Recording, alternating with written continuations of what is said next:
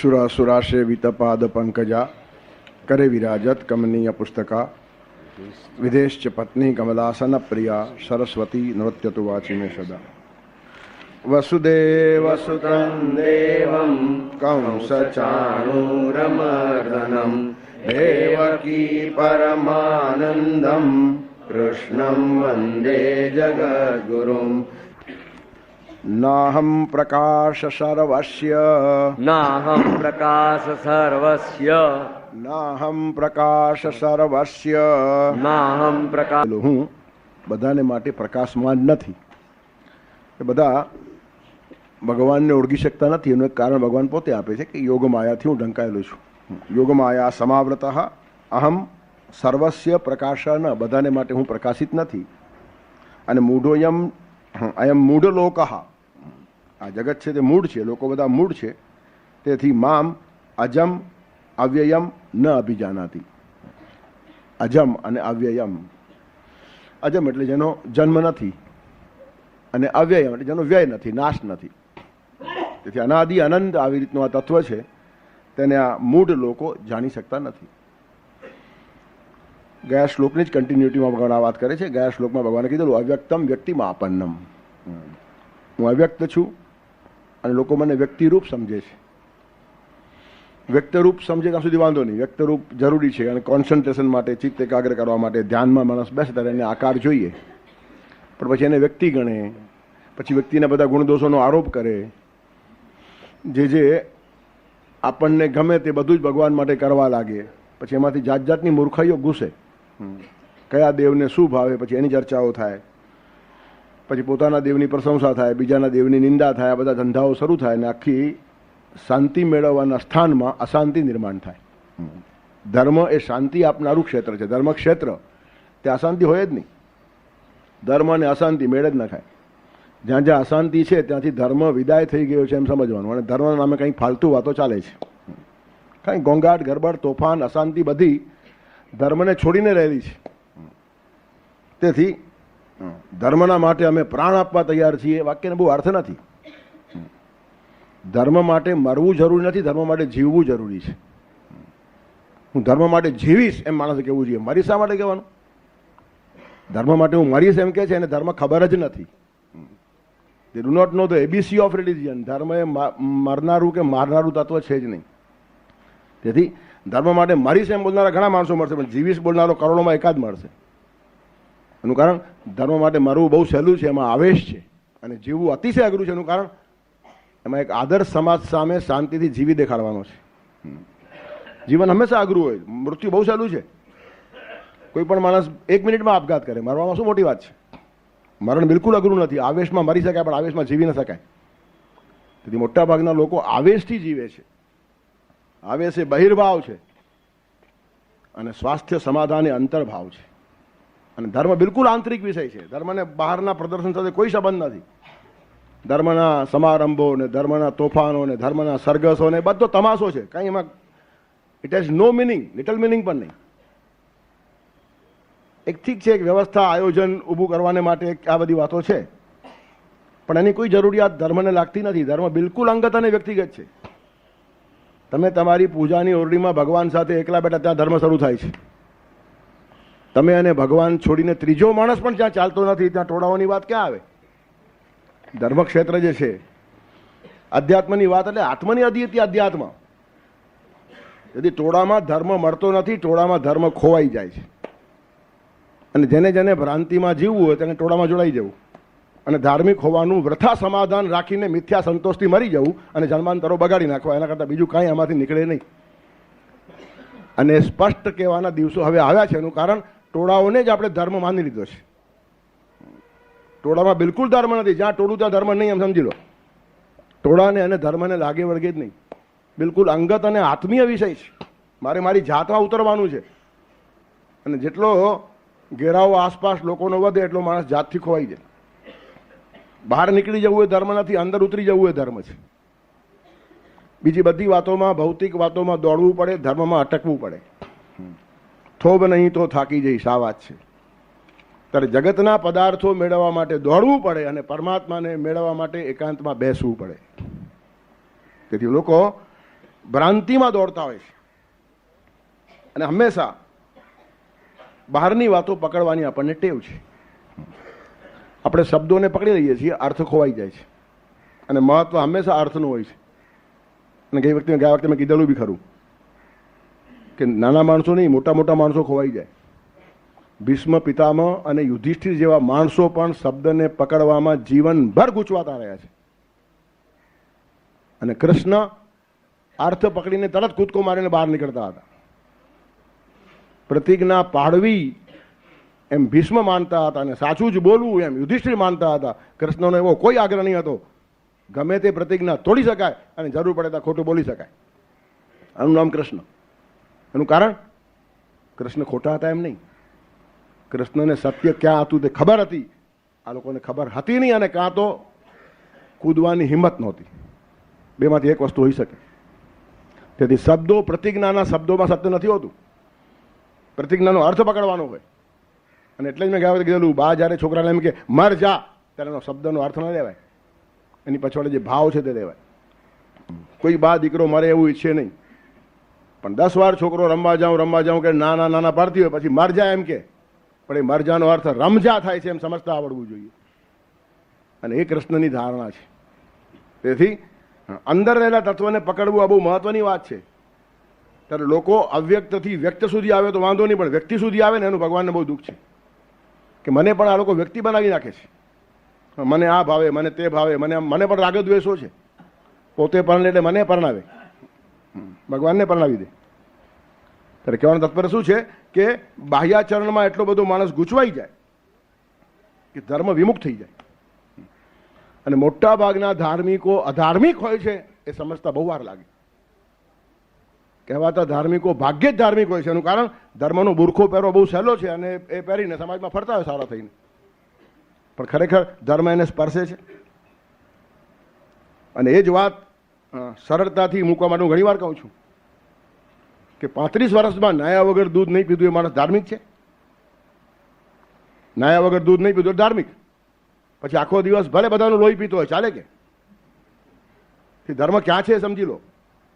તમે નાવ ન નાવ, દૂધ પીઓ ન પીઓ, ચા પીઓ, કાંઈ લેવા દેવા ધર્મ જોડે છે જ નહીં. બતાવો ગીતામાં લખ્યું કંઈ?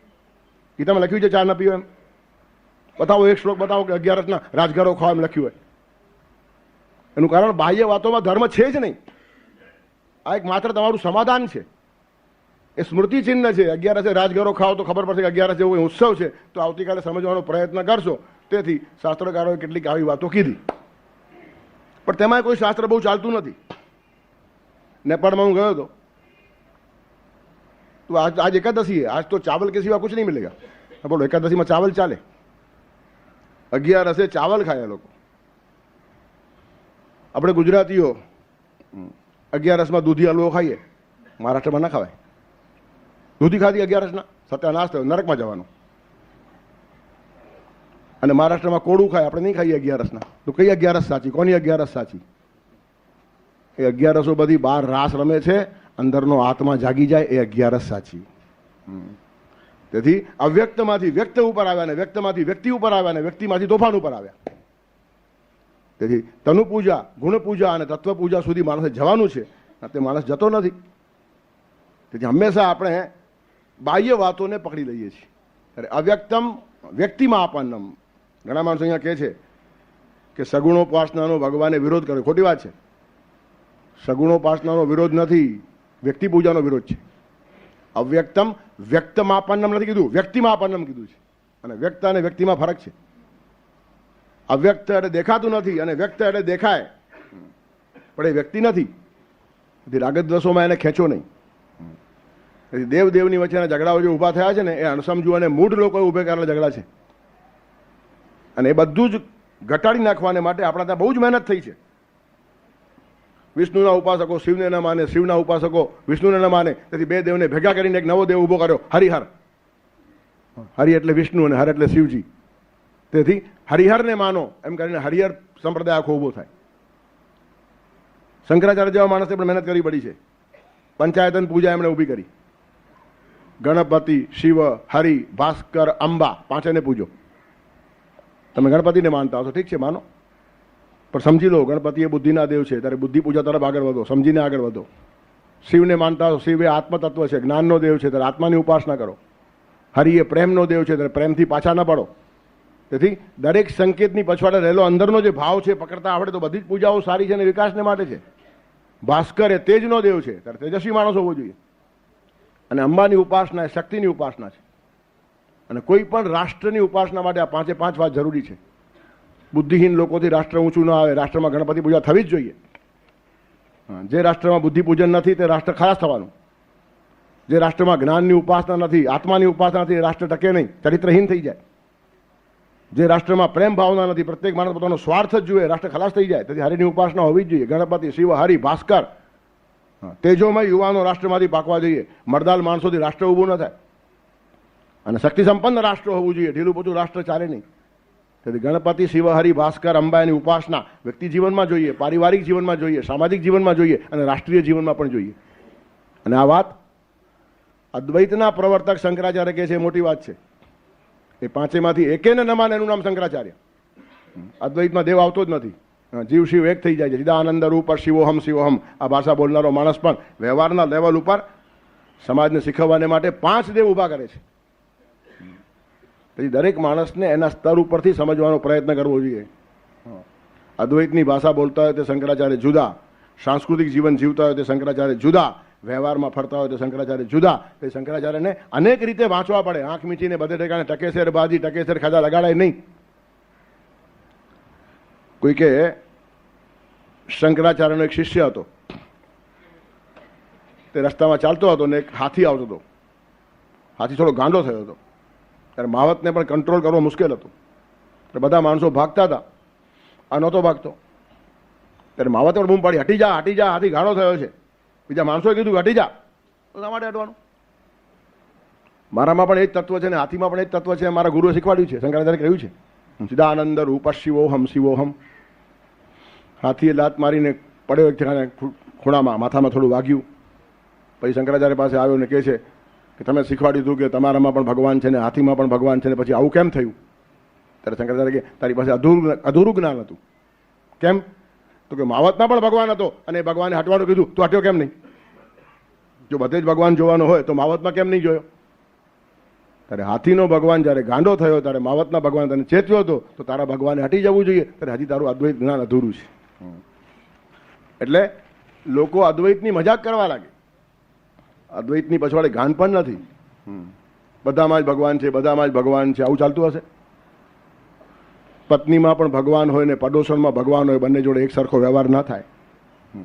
અગ્નિમાં પણ ભગવાન છે ને ફૂલમાં પણ ભગવાન છે. ફૂલને ખિસ્સામાં રખાય, આગને ના રખાય. તેથી આટલી અક્કલ હોવી જોઈએ. દરેક શાસ્ત્રો વ્યવહારિક લેવલ ઉપરથી, નૈતિક લેવલ ઉપરથી, સાંસ્કૃતિક લેવલ ઉપરથી અને આધ્યાત્મિક લેવલ ઉપર સમજવાના હોય. એક એક વાતના 4 લેવલ હોય. આખી જ ગીતા 700ના 700 શ્લોક ભૌતિક વાત પકડીને કહી શકાય. આખી જ ગીતા 700 શ્લોક નૈતિક લેવલથી કહી શકાય. આખી જ ગીતા સાંસ્કૃતિક લેવલથી કહી શકાય અને આખી જ ગીતા આધ્યાત્મિક લેવલથી કહી શકાય. 4 રાઉન્ડ ગીતા ન થઈ શકે. 2800 શ્લોક થાય, 700 ન થાય. તેથી કોઈ પણ એક ઠેકાણાનો અર્થ બીજે ઠેકાણે પકડાય નહીં. તેથી કયા પ્લેનથી વાત ચાલે છે આપણે ગૂંચવાડો એ જ થાય છે. એનું કારણ ચર્ચા કરનારા લોકો પણ જાગૃત હોતા નથી. વાત ચાલતી હોય આધ્યાત્મિક અને વચમાં ભૌતિક ઘુસાડી દે. તમે આમ કહ્યું પછી આમ કેમ, ત્યાં એમ અને અહીંયા એમ, પણ એ સમજતા આવડવું જોઈએ. ત્યારે કહેવાનું તાત્પર્ય શું છે? ભગવાન કહે છે અવ્યક્તમ વ્યક્તિમાં આપન્ન. મને વ્યક્તિ સમજે છે, મારામાં રાગદ્વેષો નિર્માણ કરે છે અને પરિણામે એક લીડર હોય, એક નેતા હોય ને એનો જેમ પક્ષ હોય તેમ દરેક ભગવાનનો એક પક્ષ થાય, એનો પણ એકાદ નેતા થાય, એનું પણ એક ટોળું થાય અને બધા લીડર્સ જેમ આપસમાં ઝઘડે ને તેમ આ લોકો ઝઘડે. તો પછી અહીંના નેતાઓમાં અને ઉપરના દેવોમાં ફરક શું? એ તો આ જ ધંધો થયો ને. પછી પક્ષ પલટો થાય ને પાર્ટી બદલે, પોતાનું ટોળું મોટું કરવા માટે તમારા ગુરુમાં કશું નથી, અમારો પાવરફુલ અહીંયા આવી જાઓ. આ બધું પક્ષ પલટો જ ચાલે છે ને. રાજકારણમાં છે એમ નહીં, બધે જ ચાલે છે. એનું કારણ અવ્યક્તમ વ્યક્તિમાં આપન્નમ. તેથી વ્યક્ત સ્વરૂપ ખાલી સાકાર, સગુણ સાકાર જોઈએ છે કોન્સન્ટ્રેશન માટે. આકારનો વિરોધ નથી. તમારું જે મનોહારી રૂપ હશે લો, તેમાં તમે ધ્યાન ધરો, પણ જ્યારે દિવસે જગતમાં ફરો છો ને ત્યારે બધી પછી આ ફાલતુ ચર્ચાઓ કરો નહીં. તેથી બધા જ દેવોને નમસ્કાર. એટલે ખાસ કહ્યું ધ્યાન મૂર્તિ એક અને ભાવ મૂર્તિ અનેક. રામ પણ મને કંઈક શીખવી જાય છે, કૃષ્ણ પણ કંઈ શીખવી જાય છે, બુદ્ધ પણ મને કંઈ શીખવે છે, મહાવીર પણ મને કંઈ શીખવે છે, શિવ પાસેથી શીખવાનું છે, વિષ્ણુ પાસે શીખવાનું છે, અંબા પાસે શીખવાનું છે, માં ગાયત્રી પાસે શીખવાનું છે, બધા પાસેથી મારે કશુંક શીખવાનું છે અને તેની મારી તૈયારી છે. પણ મારા મનને સ્થિર કરવા માટેનું મારું જે અવલંબન છે તે એક છે, ત્યાં વ્યભિચારી ભક્તિ ન હોવી જોઈએ. મામ ચ યો વ્યભિચારેણ ભક્તિ યોગેન સેવતે. અવ્યભિચારી ભક્તિ એટલે ત્યાં રાખવાની, અહીંયા ઝઘડવા માટે નહીં. એનું કારણ 5-7 મહિના, 8 મહિના, 15 મહિના કે 2-5 વર્ષ સુધી તમે એક મૂર્તિ ઉપર ધ્યાન કર્યું અને પછી મૂર્તિ બદલાવો તો મનને ત્યાં સેટ થતા પાછું વાર લાગે છે. તમારો આટલો અભ્યાસ ફોકસ જાય. બિલકુલ સાયન્ટિફિક માર્ગદર્શન યોગ દર્શને પતંજલમાં આપ્યું છે. યથાભિમત ધ્યાનાદ્વા, તમને જે રૂપ ગમતું છે લઈ લો, પણ એને પછી વ્યક્તિ સમજીને નીચા લેવલ ઉપર ના આવો, સ્થૂળ લેવલ ઉપર ના આવો અને ધાર્મિક ક્ષેત્રમાં ઝઘડા ઊભા ન કરો. તેથી ભગવાને પોતાની વ્યથા ગયા શ્લોકમાં ઠાલવી છે. અવ્યક્તમ વ્યક્તિમાં આપણને મન્યંતે મામ અબુદ્ધયા. એ લોકોને અબુદ્ધિ કીધા છે, અલ્પબુદ્ધિ પણ નહીં, બુદ્ધિ વગરના છે. અને પરમ ભાવમાં જ આનંદો. ભગવાનને બીજું એક દુઃખ છે કે આ લોકો મારા પરમ ભાવને સમજી શકતા નથી. એક માણસ ઉપર હું પ્રેમ કરું છું અને એના લેવલથી એને ધીરે ધીરે કેમ ઉપર લઈ જવાની વ્યવસ્થા હું કરું છું. તેથી કોઈ પણ માણસ કોઈ પણ દેવને માનતો હશે તો હું એની શ્રદ્ધા દ્રઢ કરું છું એના ઉપર ધીરે ધીરે. મને ખબર છે કે શ્રદ્ધા જ આગળ એને કામ લાગશે. ખાલી શ્રદ્ધાનું સ્થાન ધીરે ધીરે બદલતું જશે. તેથી એના વિકાસની સાથે મારો પ્રવાસ ચાલે છે. ગીતા બહુ મજાની વાત કરે છે. એક માણસ જોડે ભગવાન ફરે છે. તમારો જેટલો વિકાસ હશે ને તેટલા ભગવાન તમારી જોડે ઊભા રહેશે. યે યથા મામ પ્રપદ્યંતે તામ તથૈવ ભજામ્યહમ. અને તેના કરતાં ઉપરની પગથી ઉપર લઈ જવાની જવાબદારી ભગવાનની છે. તમે જો આડાવડા ભટકશો નહીં તો. સમર્પિત માણસનો વિકાસ કરવાની જવાબદારી ભગવાન સ્વીકારે છે. તું ગમે તે દેવને માન, પણ એક સમર્પણ રાખ. અને જો પછી તારો વિકાસ કેમ થશે તેની બધી વ્યવસ્થા હું કરીશ. તેથી આપણી શ્રદ્ધાને, આપણી ભક્તિને પુષ્ટિ આપવાનું કામ પરમાત્માનું છે. પણ મારા પરમ ભાવને સમજનારા માણસો બી ઓછા છે. પરમ ભાવમાં જાનાંતો મમ અવ્યયમ અનુત્તમમ. મારો ભાવ કોઈ દિવસ ખલાસ થતો નથી. અવ્યયમ અને અનુત્તમમ, શ્રેષ્ઠ. ભગવાનના ભાવથી શ્રેષ્ઠ ભાવ બીજા કોઈનો નથી. બધા જ તમને છોડી જાય ત્યારે ન છોડનારો એક જ માણસ છે ભગવાન. માનવ છત્રી થતી કાગડો, છત્ર પ્રભુનું સાચું. બધી છત્રીઓ જગતમાં કાગડા થઈ જાય ને ત્યારે એક છત્રી કાયમ હોય. તો પછી એની છત્રીમાં જાઓ ને નવી નવી છત્રીઓમાં ઘૂસવાનું કારણ શું છે?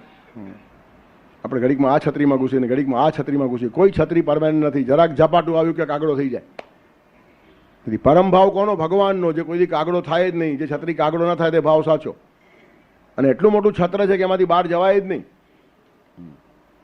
પોતાની છત્રીમાં લેનારો માણસ તમને બહાર કાઢી પણ શકે, પણ ભગવાનના છત્રમાંથી બહાર જવા જગા જ નથી. અને આવી રીતનો અનુત્તમ ભાવ છે, સર્વશ્રેષ્ઠ ભાવ છે, પરમ ભાવ છે ભગવાનનો. અને એ જ વાતને જરા જુદી રીતે કહે છે કે માણસો અબુદ્ધિ છે એ વાત તો ખરી જ, પણ હું પણ એટલો ઇઝી નથી. હવે ભગવાન થોડું પોતાના ઉપર બી દે છે.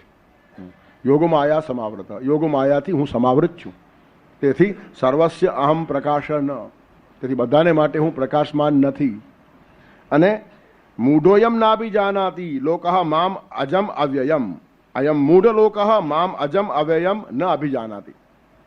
આ મૂઢ લોક, આ મૂઢ જગત, આ મૂઢ માણસો અવ્યય અને અજ, ન જન્મનાર અને ન નાશ પામનાર એવું મારું જે સનાતન તત્વ છે તેને જાણી શકતા નથી. અને ભગવાન યોગ માયાથી સમાવૃત થયા છે, ઢંકાઈ ગયા છે. યોગ માયા છે ને આ ભગવાનની કલા છે. બે પ્રકારની માયા હોય, એક ભોગ માયા હોય ને એક યોગ માયા હોય. આપણે બધા યોગ માયામાં નથી, ભોગ માયામાં છે. અને કેટલાક માણસો યોગ માયામાં હોય. ભગવાન માયાથી આવૃત છે ત્યારે કેટલાક માણસો આવું કરે તો પછી માયા ભગવાન કરતાં મોટી હોવી જોઈએ ને. જે ભગવાનને આવૃત કરી દે, ભગવાનને ઢાંકી દે, જે ચાદર તમને ઢાંકી દે તમારાથી મોટી હોવી જોઈએ ને. આપણે ત્યાં કહેવાય જ છે કે જેટલી તમારી ચાદર હોય એટલી સોળ તાણવી. એટલે તમારું જેટલું ગજું હોય તેટલું કામ કરો તો વાંધો ના આવે, પણ ચાદર ટૂંકી હોય ને પગ લાંબા કરો તો પગ બહાર નીકળી જાય. એમ ઘણા માણસો પોતાની આવક કરતાં વધારે ખર્ચા કરતા હોય તેવા ઘણાના ટાંટિયા આમ બહાર નીકળી જાય, લટકી જાય. Cut your coat according to your cloth. તમારું કોટ એવી રીતે વેતરો કે જેટલું કાપડ હોય. કાપડ જરા ઓછું હોય તો પછી કોટ ન બનાવો, બંડી બનાવો. પણ ઓછું કાપડ હોય ને કોટ બનાવવા જાઓ તો ન બને બંડી, ન બને કોટ. થાય કોટ ને બાય અહીંયા સુધી આવે ખાલી. એટલે જોકર જેવો લાગે માણસ. ને આવા ઘણા જોકર ફરતા હોય છે. ત્યારે કહેવાનું તાત્પર્ય શું છે કે પોતાની જેટલી શક્તિ, તાકાત તે પ્રમાણે માણસે વર્તવું જોઈએ. કચ્છી ભાષામાં એક કહેવત છે, ખટે બેર અને ખેંદ રાખું એની પોતરે જીવ કેડ્યું સાખું. કમાવે એટલું કે બોર ખાઈ શકે અને ખાતો હોય રોજ દ્રાક્ષ, તો પછી મરે કે નહીં? તેથી જેવી જેટલી જેની શક્તિ, તો તમારી શક્તિ વધારે હોય તો તમે ફેલાવો, વ્યાપ લો. હવે ભગવાન તો સારો વ્યાપક છે, અને એને જો માયા ઢાંકી દેતી હોય તો એનો વ્યાપ મોટો થયો કે નહીં? પણ એવું નથી. એનું કારણ માયા ભગવાનને ઢાંકતી જ નથી, માયા આપણને ઢાંકે છે. તમે માત્ર 2 આંગળીથી સૂરજને ઢાંકી શકો છો. તમારી 2 આંગળી ખાલી આંખ પર મૂકી દો, સૂરજ ઢંકાઈ ગયો. તમને સૂરજ દેખાતો નથી, એનું કારણ સૂરજ ઢંકાયો એ પણ હોઈ શકે, અને તમારી આંખો ઢંકાઈ એ પણ હોઈ શકે. તેથી ના, માત્ર 2 આંગળીથી પણ સૂરજને ઢાંકી શકાય છે. એનું કારણ આંખ ઢંકાઈ ગઈ, સૂરજ ઢંકાઈ ગયો. તેમ માયાથી તમારી સમજ ઢંકાઈ ગઈ તો ભગવાન ઢંકાઈ ગયો. એટલે માયા તમારા ઉપર બધા પ્રયોગ કરે છે, ભગવાન ઉપર નહીં. ભગવાન જેવા છે તેવા ને તેવા જ છે. તેથી યોગ માયા સમાવૃત, માયાથી આવૃત થયેલો માણસ. અને માયા આપણા મનમાં જ હોય છે, માયા બહાર છે જ નહીં. માયા નામની કોઈ સ્ત્રી નથી, ભયંકર ડાકણ કે લાંબા દાંતવાળી કે લાંબા વાળવાળી ચિતરવાની જરૂર નથી, આપણામાં જ છે. મન એ જ માયાની જનની છે. મનમાંથી માયા નિર્માણ થાય છે. મનને બદલવાની જરૂર છે. બધો પ્રયોગ મન ઉપર છે. મન એવો મનુષ્યાણામ કારણમ બંધ મોક્ષયો, બંધનનું કારણ પણ મન અને મુક્તિનું કારણ પણ મન. તમે જે બધું કરો છો તે મનના ઉપર, સુખ દુઃખનું કારણ પણ મન છે. ભક્તોને સુખ દુઃખો બહુ લાગતા નથી, કારણ મન રાખતા નહીં પોતાની પાસે. મન જ ભગવાનને આપી દીધું.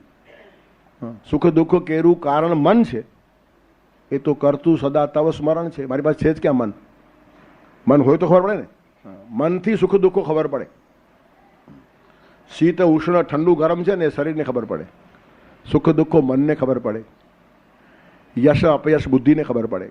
દરેકની અલગ અલગ માત્રાઓ છે. ત્યારે સુખ દુઃખ હંમેશા મનને અવલંબિત છે. તો મન જેને ભગવાનને આપી દીધું તે માણસો મસ્ત ફરતા હોય. તેથી એક પણ ભક્ત તમને દુઃખી જોવા નહીં મળે. દુઃખો એની પાસે હોવા છતાં એ દુઃખી નથી, અને સુખો એની પાસે હોવા છતાં એ સુખી નથી. એનું કારણ એ આનંદી છે. અને આનંદ છે ને એ અંદરનું તત્વ છે. સુખ દેખાય, દુઃખ દેખાય, આનંદ દેખાય નહીં, અનુભવાય. સત ચિત્ત આનંદ એ ત્રણેય અનુભવવાની વસ્તુ છે. સત એટલે એક્ઝિસ્ટન્સ, અસ્તિત્વ, એ દેખાય નહીં. એક્ઝિસ્ટન્સ, બ્રહ્મનું ખાલી એક્ઝિસ્ટન્સ છે.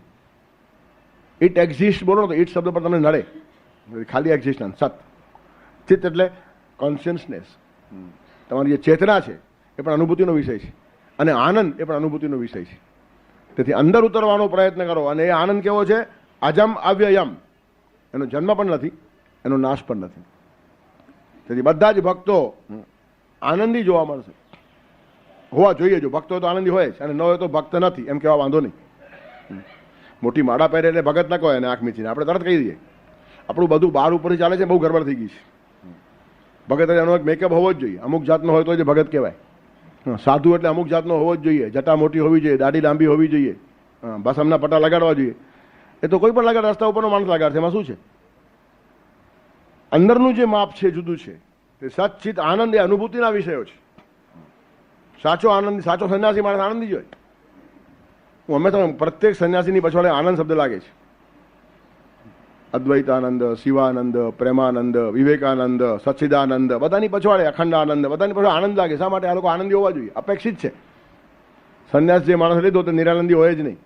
સુખ આવે તો પણ આનંદી, અને દુઃખ આવે તો પણ આનંદી. આ એની ધારણા જીવનની છે.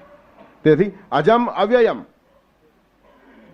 સુખ જન્મે, દુઃખ જન્મે, આનંદ જન્મતો નથી, છે જ. સુખ મરી જાય, દુઃખ મરી જાય, આનંદ મરતો નથી. અજમ અવ્યયમ. આનંદને જન્મ પણ નહીં, આનંદને મૃત્યુ પણ નહીં. સુખ દુઃખ જન્મે પણ છે અને મરે પણ છે. તમે કહો સુખ આવ્યું અને પછી કહો સુખ ગયું. આવ્યું એટલે જન્મ્યું, ગયું એટલે મર્યું. ત્યારે સુખ દુઃખો બધા આવવા જવા વાળા છે. આનંદ એ સ્થિર ભાવ છે. ચેતના છે, ચૈતન્ય તમારી અંદર એ સ્થિર ભાવ છે. સત એક્ઝિસ્ટન્સ એ ચિત્ત ભાવ છે. સત જન્મે પણ નહીં, સત કોઈ દિવસ મરે પણ નહીં. ના સતો વિદ્યતે ભાવો, ના ભાવો વિદ્યતે સત, ઉભયોરપી દ્રષ્ટવંત તનયો તત્વદર્શી બી. બીજા અધ્યાયમાં ચર્ચા ભગવાને કરેલી છે. તેથી સચ્ચિદ આનંદ એ ભગવાનનું ખરું સ્વરૂપ છે. પણ યોગ માયાથી આવૃત થયેલા ભગવાન છે, પરિણામે દેખાતા નથી, અને માયા આપણા ઉપર આવે છે. તમે અંધારામાં જ્યારે દોરડી ઉપર સાપ જુઓ છો ત્યારે ગભરાઈ જાઓ છો, ધ્રુજી ઉઠો, કંપારી છૂટે, ભાગવા લાગો, ચીસ પાડો સાપ સાપ કરીને. એટલામાં એકાદ માણસ બેટરી લાવે, પ્રકાશ ફેંકે, ખબર પડે કે સાપ નથી, દોરડી છે. તમને હાશ થઈ ગઈ, શાંતિ થઈ ગઈ, ઠંડક થઈ ગઈ, ભય ચાલ્યો ગયો. એમાં ફેરફાર ક્યાં થયો? ત્યાં કશો ફેરફાર નથી, એ દોરડી જ હતી. પણ તમે એને સાપ માન્યો એ તમારા મનની ભ્રાંતિ હતી, ત્યારે મનમાંથી એ ભ્રાંતિ નીકળી ગઈ, ત્યાં ફેરફાર નહોતો, અહીંયા જ ફેરફાર થયો. અહીંયા તમે પહેલાં સાપ સમજ્યા અને હવે તમે દોરડી સમજ્યા, ત્યારે બધી મહેનત અહીંયા કરવાની છે, ત્યાં નહીં.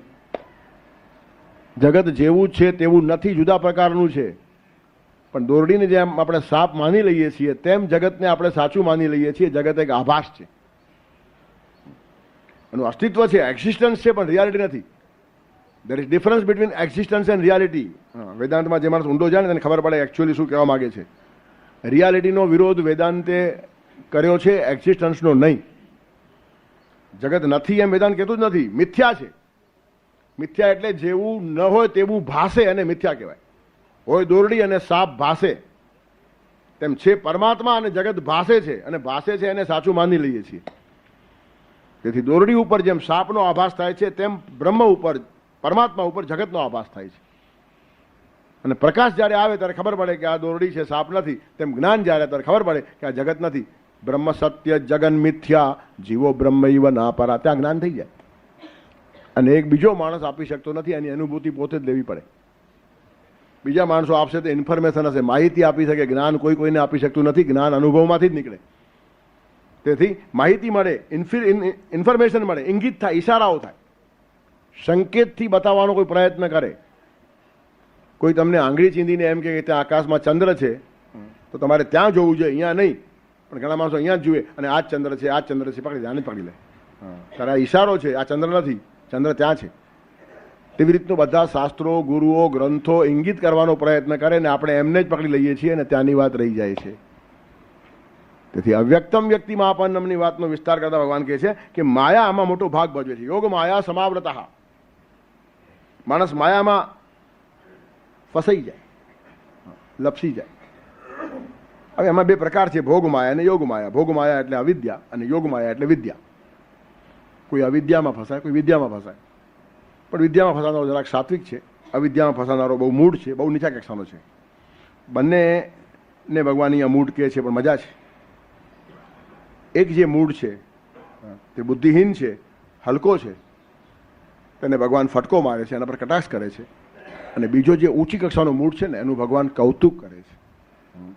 બે દ્વ્યર્થી શ્લોક છે. સામાન્ય માણસોને પણ લાગુ પડે ને મહાપુરુષોને પણ લાગુ પડે. અને બંને સરખા જ દેખાય, પાછા બંને સરખા દેખાય. દારૂડિયો શંકર અને આચાર્ય શંકર, એની ભાષામાં ફરક ન હોય. શંકરાચાર્ય કે છે અહમ બ્રહ્માસ્મિ, અરે હું જગતનો બાદશાહ છું. અને દારૂડિયો પણ એ જ ભાષા બોલતો હોય છે. ભલે ગટર ઉપર પડ્યો ગટર ઉપર, પણ કહેશે શું, હું બાદશાહ છું. તેથી શંકરાચાર્ય અને શંકર દારૂડિયાની ભાષા એક જ હોય, પણ એક બુદ્ધિહીન છે અને એક પહોંચી ગયેલો છે. અને છતાં ભગવાન બંનેને મૂઢ કહે છે અહીંયા આજે. દારૂડિયો શંકર પણ મૂઢ છે અને આચાર્ય શંકર પણ મૂઢ છે. પણ દારૂડિયા શંકરની મૂઢતા ઉપર ફટકો છે અને આચાર્ય શંકરની મૂઢતાનું કૌતુક છે. બંને લોકો માટે મૂઢોયમ ના અભિજાનાતિ લોકમ મામ અજમ અવ્યયમ. હું અજ છું, અવ્યય છું, તેને લોકો જાણી શકતા નથી. એનું કારણ સામાન્ય માણસો ભોગ માયામાં ફસાઈ જાય. છોકરો રડવા લાગે ને ત્યારે બા શું કરે, કાંઈ રમકડું આપી દે, રમતો બેસી જાય. કાંઈ ચોકલેટ, પીપરમેન્ટ, આ બધું શંકરાચાર્ય લખ્યું છે.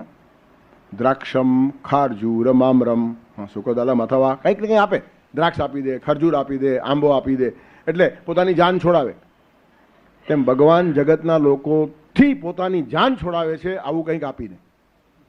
કોઈના પર દ્રાક્ષ નાખે, કોઈના પર ખજૂર નાખે, કોઈના પર કેરી નાખે, કોઈને એકાદ બંગલો આપી દે, કોઈને એકાદ ફેક્ટરી આપી દે, કોઈને એક બે કાર આપી દે, એટલે પેલો રમ્યા કરે. ભગવાનની જાન છૂટી અને એ ખુશ થઈ ગયો. તેથી ભગવાન કશુંક આપે એટલે માણસ ભગવાનથી આગો થઈ જાય. ભગવાન જલ્દી કોઈને પોતાની પાસે લેતા નથી. પહેલા આગા કરવાનો જ પ્રયત્ન ભગવાન પોતે કરે છે અને છતાં આગો ન થાય તે પાસે આવે. ભગવાનને પાસે જવું ને સહેલું નથી. દુનિયા તમને ભગવાનથી આગા કરશે એમ નહીં, ભગવાન પોતે તમને પોતાનાથી આગા કરવાનો પ્રયત્ન કરે ત્યારે તમે કેટલા મક્કમ રહી શકો છો એ જોવાનું છે. અને બધા જ પ્રસંગો આપણા સાહિત્યમાં ચર્ચાય છે. કુમાર સંભવની અંદર કાળિદાસે બહુ સરસ પ્રસંગ લખ્યો છે. પાર્વતી શિવજીની ઉપાસના કરે છે ને, જબરદસ્ત ઉગ્ર તપશ્ચર્યા કરે છે, ઉગ્ર તપશ્ચર્યા. બધું ખાવા પીવાનું છોડ્યું, ખાલી પાંદડા ખાઈને જીવે, અને છેલ્લે પાંદડા પણ છોડ્યા, પર્ણ પણ છોડ્યા. તે દિવસથી એ અપર્ણા દેવી કહેવાય. હવે પાંદડા પણ નહીં ખાય, અપર્ણા. અને હવે ટાઈમ થયો છે એને મળવાનો શિવજીને, ત્યારે શિવજી છેલ્લી કસોટી પોતે કરે છે. અને શિવજી પોતે જ એક બાલ બ્રહ્મચારીના રૂપમાં આવીને શિવજીની નિંદા કરે છે પાર્વતી પાસે કે તું મૂર્ખ છે, શેનું તપ કરે છે? તો શિવજીને પતિ મેળવવા માટે મેળવવા જેવો છે ખરો? ખબર નહીં, બહુ ભયંકર છે. બપોર વિરૂપાક્ષ કન્યા રૂપમ, છોકરી હંમેશા પતિ રૂપાળો જોઈએ. આ તો બહુ ભયંકર છે. ત્રીજી આંખ છે સનલાઇટ જેવી, છોકરા વાળો તો ગભરાઈ જાય માણસ. બધાને બે આંખ અને 3 આંખ વાળો કોઈ છોકરો હોય તો આજની છોકરી પરણે ખરી? કોઈ છોકરીને પૂછો આ છોકરો છે સારા, પણ ત્રીજી આંખ કપાળમાં છે, ના, બધી ના પાડશે. આજની છોકરીઓ ના પાડી દે. ત્યારે આ પરણવા જેવું નથી, ભયંકર છે. બપોર વિરૂપાક્ષમ અલક્ષ જન્મ, પાછો એનો જન્મ ખબર નહીં, કુળ કયું એનું. બધાને મા બાપ હોય છે અને મા બાપ જ નથી. શિવજીને બાપનું નામ શું? આપણે કોઈને પૂછીએ ને તમારું નામ શું? શામજીભાઈ. બાપનું નામ તો પ્રેમજીભાઈ. તો આ શિવજીભાઈ કેવા? કંઈ નહીં. એનો બાપ જ ખબર નહીં, એને પરણાય? કુળ જોવું જોઈએ કે નહીં? તે તો એક તો રૂપાળો નથી, ભયંકર છે. બપોર વિરૂપાક્ષ અલક્ષ જન્મ, જન્મનો પત્તો નથી. અને દિગંબરત્વેન નિવેદિતમ વસુ, પૈસાવાળો હોવો જોઈએ. તો કેટલો પૈસાવાળો છે તે પહેરવા વસ્ત્ર જ નથી, એના પરથી ખબર પડે છે. સાવ દિગંબર ફરે છે, કપડું જેની પાસે નથી એનો બેંક એકાઉન્ટ ક્યાંથી હોય? આ બધું કોણ? શિવજી પોતે બોલે છે. તેથી ભગવાન પહેલાં આગાહ કરવાનો પ્રયત્ન કરે. અને તે વખતે પાર્વતી બહુ સ્વસ્થ છે. પાર્વતી કહે છે કે તું મારી પાસે શિવજીની નિંદા કર નહીં. ન કેવલમ યો મહતોપભાસતે શૃણોતિ તસ્માદપી યશ પાપ ભાગ. મોટા માણસની, શ્રેષ્ઠ પુરુષની નિંદા જે માણસ કરે છે તે નહીં, સાંભળે છે તે પણ પાપનો ભાગીદાર થાય છે. તેથી બહુ હલકું સાંભળવાની ટેવ ન રાખો. કાનને ફૂલદાની બનાવો, કચરા પેટી નહીં. બધો જ ગામનો કચરો આપણા કાનમાં આવે અને તે કચરો આપણને ગમે. સારી વાતો ગમતી નથી. કોઈ ગીતાની વાત કરે તો આપણને ઊંઘ આવે, અને કૂથલી થાય તો ઊંઘમાંથી જાગીને પૂછે દુબારા, ફરી બોલતો ત્યારે બરાબર સાંભળ્યું નહીં. એનો અર્થ વેસ્ટ પેપર બાસ્કેટ થઈ ગયા આપણા કાન. કોઈનું ઘસાતું સાંભળવા જ આપણે તૈયાર છીએ, સારું સાંભળવાની તૈયારી જ નથી. પણ એમાં આપણે પાપના ભાગીદાર થઈએ છીએ. પાર્વતી કહે છે શિવજીની નિંદા મારી પાસે કરીને મને પાપમાં નાખ નહીં, તારે પાપ કરવું તો કર. તું પણ નિંદા ન કરે એમ કહું છું, પણ કરશે તો ઓછા, મને સંભળાવો નહીં. અને પછી કહે છે નિંદા કરતાં કરતાં પણ તે એક સરસ વાત કીધી છે. શું? તો કે અલક્ષ જન્મ, એના જન્મનો પત્તો નથી એમ તે કીધું, એના મા બાપનો પત્તો નથી. એ મોટા મોટી વાત થઈ. એનું કારણ શાસ્ત્રોમાં લખ્યું છે જેનો જન્મ નહીં તેનું મૃત્યુ પણ નહીં. હવે એનો જન્મ જ જો ન હોય તો એ મરશે નહીં. તેથી મારું સૌભાગ્ય અમર થવાનું છે. હવે તો હું છોડું નહીં શિવજીને. અને ત્યાર પછી શિવજી પ્રગટ થાય છે અને શિવ પાર્વતી વિવાહ થાય છે. તેથી ભગવાન આગાહ કરવાના પ્રયત્નો કરે. પોતે જ પોતાની નિંદા કરીને તમને દૂર કરે, કાં તો 2-4 વસ્તુઓ તમારા પર નાખી દે અને ઘણા આગાહ થઈ જાય, આરામથી થઈ જાય. લાખો કરોડો માણસો ભગવાનથી બહુ સહેલાઈથી આગાહ થઈ ગયા છે. 2-4 ફેક્ટરી આપી એટલે માણસ ભગવાનને ભૂલી જ જાય. ઠીક છે ભગવાન ઠીક છે, ભાઈ એકાદ બ્રાહ્મણને કહી દઈશું, કરશે પૂજા ચાલ્યું. એ કેફ જોવા જેવો હોય પૈસાવાળાઓનો. મહારાજ 2-4 રાખેલા હોય, ઘણું બધું રાખ્યા તેમ 2-4 મહારાજ બી રાખે. પૈસાવાળાઓને રાખવાની બહુ ટેવ હોય. ત્યારે કહેવાનું તાત્પર્ય શું છે કે તરત ભગવાનથી માણસ આગો થઈ જાય. ત્યારે ગમે એટલી ચોકલેટ મળે, પીપરમેન્ટ મળે, રમકડા મળે, પણ છોકરો રડતો જ રહે કે બા તારી અવેજીમાં આ બધું ચાલે નહીં. પછી બા સમજે કે મારા વગર એને ચાલે નહીં, પછી બા એને ઉપાડે. તો ભગવાન બી આવું જ છે, પહેલાં ફેંકે અને તમે પછી સમજી જ લો કે આમાં મારા વગર એને ચાલે એવું નથી, તેને પછી ભગવાન ઉપાડે. અને તે લોકોને સાચી ખબર પડે, પણ આપણને ભગવાન ખબર નથી પડતા. એનું કારણ યોગમાં આયા સમાવ્રતા.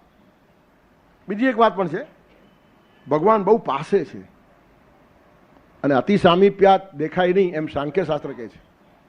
સાંખ્યશાસ્ત્રમાં કેટલાક કારણો આપ્યા છે.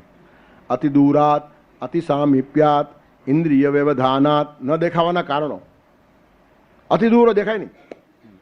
એકાદ માણસ જતો હોય, રસ્તો ગમે એટલો સીધો હોય, પણ માઇલ 1.5 માઇલ 2 માઇલ દેખાય નહીં. કાં તો વળાંક આવે, વળાંક ના આવે તો પણ અદૃશ્ય થઈ જાય, કારણ કે દ્રષ્ટિની એક મર્યાદા છે. તેથી બહુ દૂર ગયેલી વાત દેખાતી નથી. તેમ અતિ સામીપ્યાત, બહુ પાસે આવે તે પણ ન દેખાય. તમારી આંખમાં એકાદ કસ્તર પડી જાય, તમને દેખાય નહીં, બીજાએ જોવું પડે. એનું કારણ બહુ પાસે આવી ગયું. આંખની અંદર ઘૂસી ગયું એટલે પાટલું પાસે આવી ગયું. ત્યારે આંખમાં ઘૂસી ગયેલું કસ્તર તમારા આંખની જેટલી પાસે છે તેના કરતાં પરમાત્મા વધારે પાસે છે. અહીંયા પણ થોડું અંતર છે. કસ્તર અને આંખ એક નથી. આંખની અંદર ઘૂસેલું કસ્તર છે ત્યારે વચ્ચે જરાક જગા છે, પણ પરમાત્મા તો એટલો ઘૂસેલો છે કે જગા જ નથી. અને અતિ પરિચય, બહુ પાસે આવ્યા પછી માણસો ઓળખાતા નથી, તે આપણને ખબર છે. જે માણસ તમારી બહુ પાસે હોય ને, તમે કોઈ દિવસ એને ઓળખી નહીં શકો. મરાઠી ભાષામાં એક કહેવત છે, હા, ગાંવચા ગાંડ્યા અને પરદેશચા દેશ પાંડ્યા. ગામનો હોય તો ગાંડિયો કહેવાય અને દૂરથી આવે તો દેશ પાંડ્યો કહેવાય. એ જ વાત તુલસીદાસજી કહે છે કે તુલસી કભી ન જાઈએ अपने बाप के ગામ. પોતાના બાપના ગામમાં જવું નહીં. તુલસીદાસ પણ જાય તો શું હાલત થાય ખબર છે? તુલસી કભી ન જાઈએ अपने बाप के ગામ, દાસ ગયો તુલસી ગયો રહ્યો તુલસીઓ નામ. હા, બાપના ગામમાં જાય બધા કહે છે આ તો તુલસીઓ પેલો આપણો. હા, એ તુલસીદાસ દુનિયામાં, અહીંયા નહીં. તેથી એના ગામમાં એની કિંમત ન હોય. એનું કારણ નજીકનો માણસ થાય. પાસેના માણસને ઓળખવો અતિશય અઘરો છે. અને પરમાત્મા સૌથી વધારે પાસેના છે. બાપ દીકરાને ઓળખવામાં થાપ ખાઈ જાય, દીકરો બાપને ઓળખવામાં થાપ ખાઈ જાય. એનું કારણ પાસેના માણસો છે. પતિ પત્ની પણ એકબીજાને ઓળખવામાં થાપ ખાઈ જાય. હા, પાસે રહ્યા એટલે ઓળખ્યો છે, ભ્રાંતિમાં રહેવાનું કારણ નથી. મોટા ભાગના પતિ પત્ની એકબીજાને ઓળખતા હોતા નથી 50 વર્ષ સાથે રહીને પણ. આ હકીકત છે. એનું કારણ બહુ જ મુશ્કેલ છે.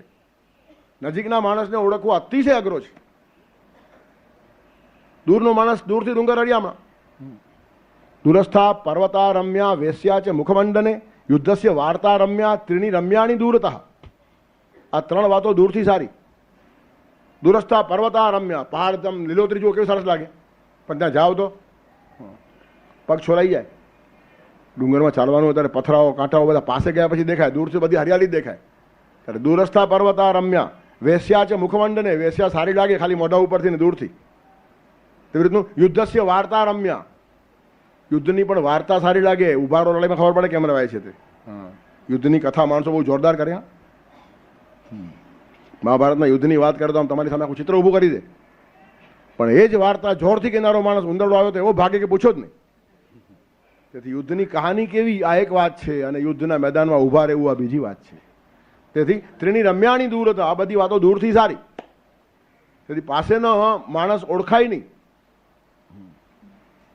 આપણે ત્યાં કૈયટ નામના એક બહુ મોટા વિદ્વાન થયા. કૈયટ, મમ્મટ, કૈયટ, જૈયટ, આ 3 ભાઈઓ છે ને 3 આગળ ગયા. બહુ ઓછું બને આવું.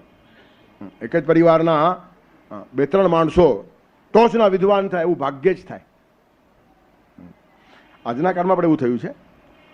વિનોબા, શિવોબા ને બાલકોબા 3 એક ક્ષેત્રમાં આગળ છે.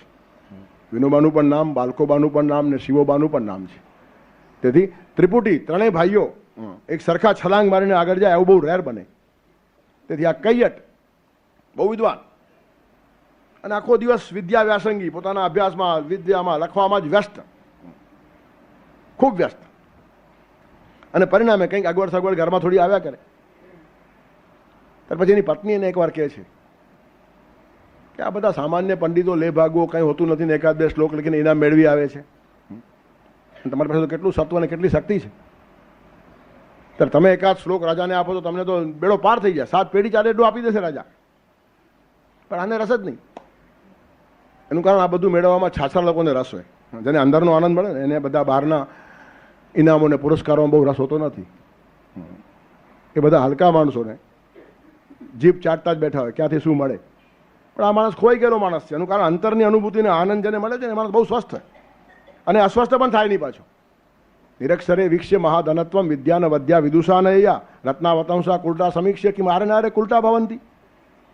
જે માણસો વિદ્વાન છે ને, વિદ્યાની ઉપાસના કરે છે, તેમની પાસે ઘણી બધી વાતોની અછત હોય અને બોઘા જેવા માણસો પાસે છત હોય. તો ઘણીવાર વિદ્વાનોને પણ એમ થાય કે ભણીને આપણને મળ્યું શું? સાવ ઇડિયટ, અક્કલનો બારદાન અને કરોડપતિ છે. આવું દુઃખ વિદ્વાનને થવું જોઈએ નહીં. અને થતું હતું તો એ વિદ્વાન નથી. વિદ્વાનને કોઈ દિવસ પોતાની કંગાલીનું દુઃખ થવું જોઈએ નહીં. એનું કારણ ખાલી બાહ્ય કંગાલી છે. આંતરિક વૈભવ જેટલો એની પાસે છે ને દુનિયામાં કોઈની પાસે નથી. અને એ દર્શન વિદ્વાનને સૌથી પહેલું મળે. એ સાચો વિદ્વાન કોઈ દિવસ અતૃપ્ત હોતો નથી, અસંતોષી હોતો નથી અને કોઈનો વૈભવ જોઈને જીભ ચાટતો નથી. અબજપતિના બંગલામાં આંટો મારીને પાછો આવે તો મનમાં ઈચ્છા પણ ન થાય કે મારું આવું ક્યારેક થાય. ઈચ્છા પણ ન થાય, માગે તો નહીં જ, પણ ભગવાન પાસે બી ઈચ્છા વ્યક્ત ન કરે કે મારું આવું ક્યારે થાય. એનું કારણ એમાં નીચે આવવા જેવું છે. તેથી બહુ જીવનની કક્ષા ઊંચી આપણા ધ્યાનમાં પણ ના આવે. તેથી જીભ ચાટતો બેસે તે વિદ્વાન નહીં. અને એની જ આંખો અમી ભરી હોય, એની અમી દ્રષ્ટિ હોય, એનું કારણ આંખમાં ઝેર નહીં. કોઈનો વૈભવ જોઈને જેના આંખમાં ઝેર આવશે તેની દ્રષ્ટિ અમી દ્રષ્ટિ હોય જ નહીં. પછી એ વેપારી થઈ જાય, ધર્મગુરુ હોય તો પણ પૈસા એકઠા કરવામાં પડી જાય. ત્યારે જેને કોઈ દિવસ લાલસા નિર્માણ જ થતી નથી, આ કક્ષા મોટી હોય તેની આંખમાંથી અમી વરસે. તો આપણે તરત થાય જોયા પછી, આની મોટી ગાડી છે, આપણી આવી ક્યારે થાય? હવે શું થાય? એ ગાડી આપણી જ છે ને. આખી દુનિયા જેની થઈ ગઈ. પરમાત્માને જેને પોતાનો બનાવ્યો, દુનિયા આખી એની થઈ ગઈ. તેથી ઉલટાનું બીજા લોકોને વૈભવ મળે તો જેની આંખ ઠરે, જેને આનંદ થાય, એને ખરો વિદ્વાન કહેવાય. ત્યારે નિરક્ષરે વિક્ષ્ય મહાધનત્વમ. નિરક્ષર લોકો, અભણ લોકો, જળ લોકો પાસે પુષ્કળ પૈસો જોઈને અનવદ્યા વિદ્યા વિદુષાન હેયા. વિદ્વાન લોકોએ વિદ્યાનો તિરસ્કાર કરવાનો નહીં. ઘણા માણસો કે ભણીને શું વળ્યું, અમારી પાસે આટલી ડિગ્રીઓ છે ને અમે આટા મારીએ છીએ, અને કંઈ ડિગ્રી નથી. એવા માણસો પાસે પુષ્કળ પૈસા છે અને પાછા આ પૈસાવાળા ગૌરવથી કે હા તમે હું ભણીને બાફ્યું, તમારા જેવા તો 500 માણસો અમારી પાસે નોકરી કરે છે. આ કમ્પેરિઝન નથી. ભણનારને શું મળ્યું છે તે એને પોતાને ખબર હોવી જોઈએ. જ્ઞાનનો એક મહિમા છે. હવે ન સમજતો તો એમાં એલો જ છે, પણ વિદ્યા પાસે બીજો એક પ્રસાદ છે. તેથી ભોગ બધાને મળે, પ્રસાદ કોઈકને મળે. ત્યારે વિદ્યા પાસે જે પ્રસાદ છે, જે માણસને મળે છે ને અછત ચાલે જ નહીં. અને માટે ઉદાહરણ આપે છે કે રત્નાવતંસા કુલટા સમીક્ષ્ય કિમ આરે નારે કુલટા ભવંતી. કોઈ વેશ્યા પાસે હીરા માણેક મોતી રત્નો ચિકાર પડ્યા હોય, તેથી કોઈ પતિવ્રતા સ્ત્રી વેશ્યા થવાનું પસંદ કરે ખરી? હું પણ સ્ત્રી છું ને એ પણ સ્ત્રી છે, તો એની પાસે લાખો રૂપિયા છે અને મારી પાસે નથી, તો હું પણ એના જેવી થઈ જાઉં, થાય ખરો? પતિવ્રતા ઝૂંપડીમાં રહીને પણ હીરા માણેક મોતી માટે વેશ્યા થવાનું પસંદ નહીં કરે, તેમ સાચો વિદ્વાન સમાજના પુરસ્કારો મેળવવા માટે કોઈ હલકો થવાનું કબૂલ જ નહીં કરે. તો તેને પડી જ નહીં. આ કૈયટ પોતાના સાધનામાં અભ્યાસમાં પડ્યો છે. પછી એને એકવાર એમ થયું, ચાલો પત્નીની ઈચ્છા છે તો હું તો જઈશ નહીં, તને એક શ્લોક લખી આપું, તું જા રાજા પાસે લઈ આવ, જા પૈસા મળતા હોય તો. લખી આપ્યું એને. પણ આ માણસની પત્ની પણ જાય ને ભગવાનને ગમે નહીં. તેથી બીજી અગવડ ઊભી થઈ, નદી કિનારે આવીને ઊભી રહી. તો રાતનો સમય, સાંજ પડવા આવેલી, અંધારું થવા લાગેલું, નદીમાં થોડું તોફાન. ત્યારે એક પણ હોડી જ નહીં, અને એક હોડીવાળો બેઠેલો. તેને એણે કીધું કે મારે સામે કિનારે જવું છે, રાજાને મળવા જવું છે. તો મરવું છે, રાતનો ટાઈમ થયો છે, અમે રાતના હોડી બંધ થાય ને અમે તો પછી તોફાન થોડુંક છે, પણ મારે બહુ ખાસ જવું છે. ખાસ જવું છે નહીં, રાજાની રાણી કે તો પણ ન લઈ જાઉં અત્યારે તો. પછી વારંવાર કહે છે ને ત્યારે એક વાક્ય પહેલાના મોઢામાંથી નીકળ્યું કે તું મોટી કૈયટની પત્ની આવી કે તને લઈ જાઉં. એનો શું અર્થ થયો? કે માત્ર આવા ટાઈમે લઈ જવાય તો કૈયટની પત્નીને જ લઈ જવાય, એના માટે હું મરવા પણ તૈયાર છું, બીજા કોઈના માટે નહીં. ત્યારે પત્નીને એમ થયું કે આટલું મારા પતિનું નામ છે કે રાતના ટાઈમે પણ હોડીવાળો હોડી ચલાવીને લઈ જાય. ત્યારે મને જ કિંમત ખબર નથી. પાછી આવી શ્લોક ફાડી નાખીને પત્નીને પગે લાગે છે. પતિ કહે શું થયું? તો કે નહીં, આપણે જીવીએ છીએ તે જ બરાબર છે. એ જે ગરિમા છે ને, ગૌરવ.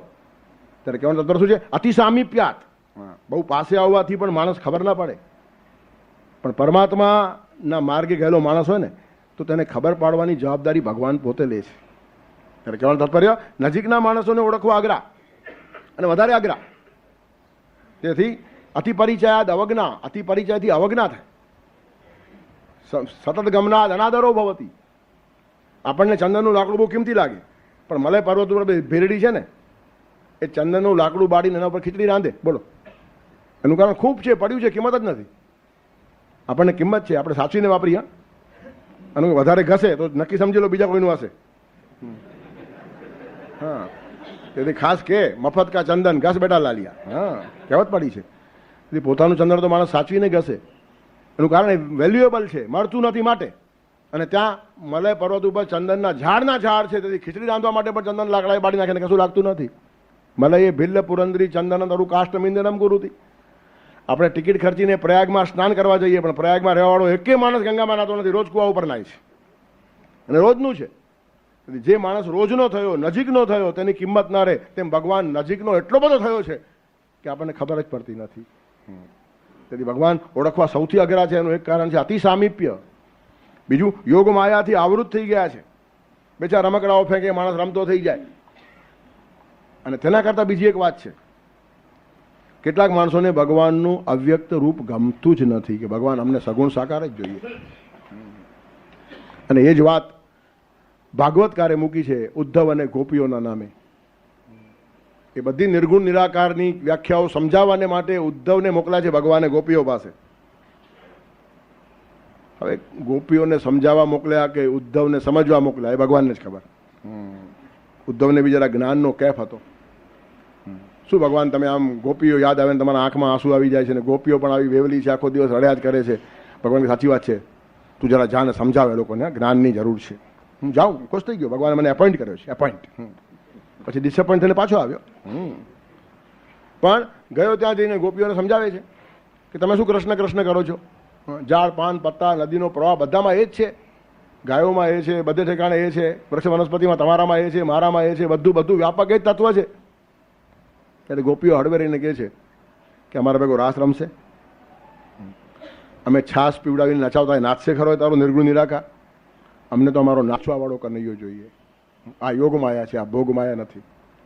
ત્યારે બે ચાર રમકડા મળ્યા પછી ભગવાન ભૂલી જાય તે ભોગ માયા, અને ભગવાનને જોયા પછી બીજું કશું ગમતું જ નથી. તેથી જાણી જોઈને દ્વૈત માનવા વાળા યોગ માયા. એટલે મેં કીધું ભગવાને અહીંયા કૌતુક પણ કર્યું છે. આવા લોકોનું કૌતુક છે. અમારે નિર્ગુણ નિરાકારમાં જવું જ નથી. ભગવાન તમે ગમે એટલી વાતો કરો, આ બધા પણ માયામાં પડેલા માણસો છે, પણ એ માયા સારી છે, એ માયા બાધક નથી. શંકરાચાર્ય જેવો અદ્વૈતનો ઉપાસક કહે છે મને મુક્તિ જોઈતી નથી. ન મોક્ષ આકાંક્ષા ભવ વિભવાંછાપી ચનમે ન વિજ્ઞાન અપેક્ષા શશિમુખી સુખેચ્છાપી ન પુનઃ અતસ્ત્વામ સંયાચે જનની જનનમ યાતુ મમ વૈ મૃડાની રુદ્રાણી શિવ શિવ ભવાનીતિ જપતઃ. અતસ્ત્વામ સંયાચે જનની જનનમ. જન્મ માગે છે આ લોકો. હરિના જન તો મુક્તિને માગે, માગે જન્મો જન્મ અવતાર રે. તો નિર્ગુણ નિરાકાર રૂપ કેટલાક માણસોને ખબર પડતું નથી, એ બુદ્ધિહીન મૂળ છે. અને ખબર પડ્યા પછી જેમને જોઈતું નથી એ પણ સાત્વિક મોહમાં ફસાયેલા મૂળ જ છે. એ પણ મૂળ છે, પણ એ મૂળની કક્ષા જુદી છે. ત્યારે ગોપીઓ પાસેથી જ્ઞાન લઈને ઉદ્ધવ પાછા આવ્યા કે જીવનમાં સમજવા જેવું શું છે. પ્રેમભીની ગોપીઓની ભાવના છો ભોળી છે, ભાવમાં તો ગોપાલે જિંદગી જબોડી છે. તેથી ભગવાન હૃદયથી સમજાય છે. અને જે લોકો મોહિત થાય છે, મૂઢ થાય છે ને, તે લોકો હૃદય ગુમાવી બેસે છે. અને હૃદય વગર ભગવાન મળતો જ નથી. ભાવેહી વિદ્યતે દેવો તસ્માત ભાવોહી કારણમ. તેથી કોઈ પંડિતને ભગવાન મળ્યો હોય તેવો દાખલો નથી. એનું કારણ એ બુદ્ધિમાં અટવાઈ જાય, એ મૂઢ બની જાય, એ મોહિત થઈ જાય. અને એટલે કબીરજી જેવા માણસો સહજતાથી કહી નાખે પોથી પડી પડી જગમુવા પંડિત હોવાને કોઈ ઢાઈ અક્ષર પ્રેમ કે પઢે શું પંડિત હોય. ત્યારે ભગવાનને મેળવવાનું મોટામાં મોટું સાધન છે હૃદય. અને મૂઢ માણસો હૃદય શૂન્ય બની જાય છે, હૃદય ખોઈ નાખે છે. પરિણામે એમને ભગવાન મળતો નથી અને ભોગમાં રમ્યા કરે, બુદ્ધિનું ચાપલ્ય કર્યા કરે અને આખું જીવન વેડફી નાખે. આવા વેડફનારા કેટલાય માણસો આપણને દેખાય જેની દયા ખાવાનું મન થાય.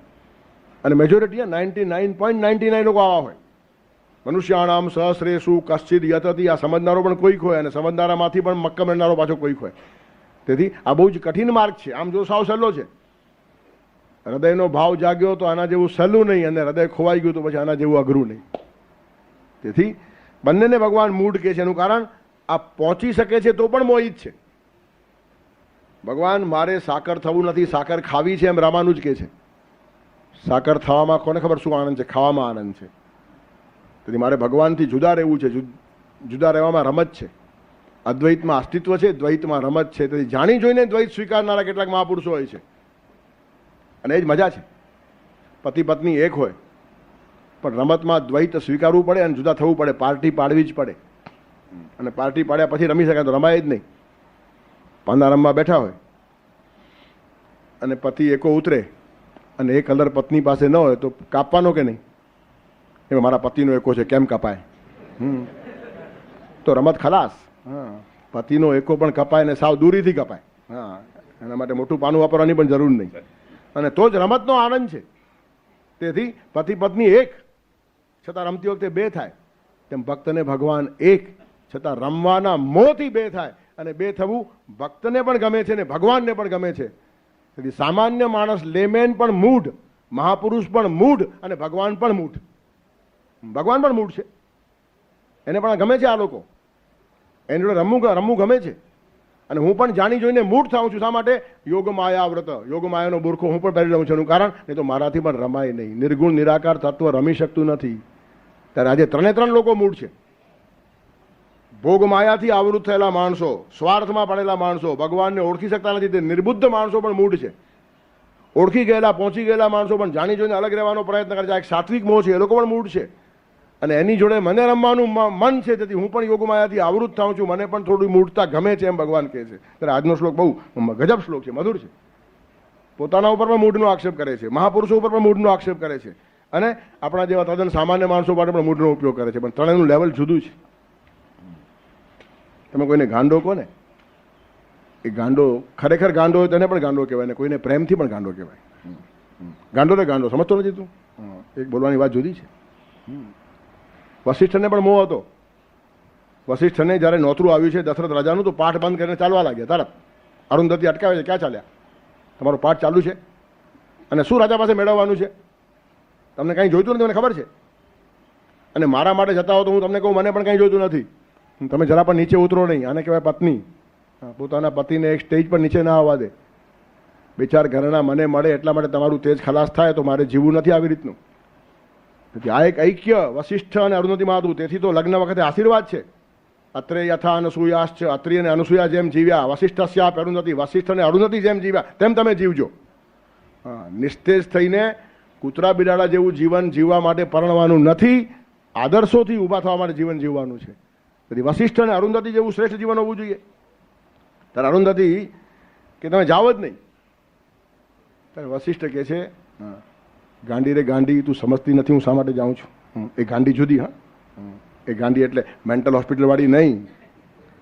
પ્રેમથી પણ તમે કોઈકને ગાંડા કહો છો. પતિ જ્યારે પત્નીને ગાંડી કહે ને, તેમાં આત્યંતિક ભાવ હોય. એના જેવો એવોર્ડ નહીં, એના જેવી ઉપમા નહીં, એના જેવું ટાઇટલ નહીં. પણ એ પ્રેમ કરે અને ખબર પડે. બાકી તો ગાંડા ગાંડી જ કરતા હોય બે જણા. તેથી આ કંઈ રસ્તા ઉપરના લેવલની વાત નથી. આ વશિષ્ઠનો દાખલો એટલા માટે મેં આપ્યો કે વશિષ્ઠ જ્યારે અરુંધતીને ગાંડી કે ત્યારે કાવ્ય જુદું જ હોય. ત્યારે વશિષ્ઠ કહે છે કે મને કંઈ જોઈતું નથી, તને કંઈ જોઈતું નથી, છતાં હું જાઉં છું. એનું કારણ મને એક મોહ છે. મૂઢો યમ નાભિજાનાતિ, હું મૂઢ છું, મોહિત છું. શા માટે? ભગવાન આ કુળમાં અવતરવાના છે, અને એ ભગવાન રામને યજ્ઞોપવિત હું આપીશ, એને હું ભણાવીશ. એ પરણ છે ત્યારે બંને મને પગે લાગશે ને આયુષ્માન ભવ. તેથી ભગવાનને આશીર્વાદ આપવાનો મારા મનમાં મોહ છે. આ પણ એક મૂઢતા છે. આ બહુ ટોચની મૂઢતા છે. તેથી સામાન્ય માણસ મૂઢ છે, રમકડાઓમાં રમે છે, ભોગમાયાથી આવૃત થયો છે, તો દયા ખાવા જેવો છે. આ મહાપુરુષો પહોંચી ગયેલા છે, ભગવાનને ઓળખી ગયા છે, અને છતાં અલિપ્ત રહીને રમવાનો આનંદ માણે છે, અને ભગવાનને પણ થોડુંક ગમે છે. અને આ લોકો જ્યારે ભગવાનને મળવા માગતા જ નથી, ત્યારે પછી ભગવાન પોતે જઈને એમને ઉપાડી લે. એનું નામ મુક્તિ. છોકરો રડ્યા જ કરતો, પછી બા જઈને ઉપાડી લે ને. એવી રીતનું હવે તારો સુવાનો ટાઈમ થયો છે એમ કરીને બા પછી પરાણે ઉપાડીને સુવાડી દે. તેમ હવે તારે મારી પાસે આવવું જોઈએ, ચાલ ઘણી રમત બી ઘણી થઈ ગઈ એમ કરીને ભગવાન ઉપાડી લે. ત્યારે પછી આ લોકો મુક્ત થઈ જાય. ત્યાં સુધી એ લોકો જીવન મુક્ત હોય છે. તેથી આ શ્લોકની અંદર બહુ સરસ અર્થો છે. કટાક્ષ પણ છે, વ્યંગ પણ છે, ફટકો પણ છે, આકર્ષણ પણ છે, મહાપુરુષોનું ગૌરવ પણ છે, કૌતુક પણ છે. આવી રીતનો એક સર્વાંગીણ શ્લોક છે. તેથી યોગમાયા સમાવ્રતા અહમ સર્વસ્ય પ્રકાશનઃ, અને મામ અજમ અવ્યયમ અયમ મૂઢ લોક ન અભિજાનાતિ. મૂઢ થયેલા લોકો મને જાણી શકતા નથી. ત્યારે સામાન્ય મૂઢ થયેલા પણ નહીં જાણે. ઉપર ગયેલા માણસો પણ પરમ તત્વનો જે આનંદ છે એનાથી થોડો આગળ રહેવા માગે છે. એનું કારણ એને હજી રમવાનો આનંદ લેવો છે, પણ પછી હું જ અંતિમ એમને મારામાં ભેળવી નાખું છું. આવો એક મધુર શ્લોક છે. ત્યાર પછીના શ્લોકનું ચિંતન આવતા રવિવારે આવીને કરશું. વેદાહમ સમતીતાની વર્તમાનાની ચાર્જુન વર્તમાનાની ચાર્જુન ભવિષ્યાણી ચ ભૂતાની ભવિષ્યાની ચ ભૂતાની મામ તુ વેદન કશ્ચન માં તુ વેદન કશ્ચન વસુદેવસુતં દેવં કંસચારૂરમર્દનમ देवकी परमानन्दं कृष्णं वन्दे जगद्गुरुं गुरुर्ब्रह्मा गुरुर्विष्णु गुरुर्देवो महेश्वरः गुरुः साक्षात् परब्रह्म तस्मै श्री गुरवे नमः।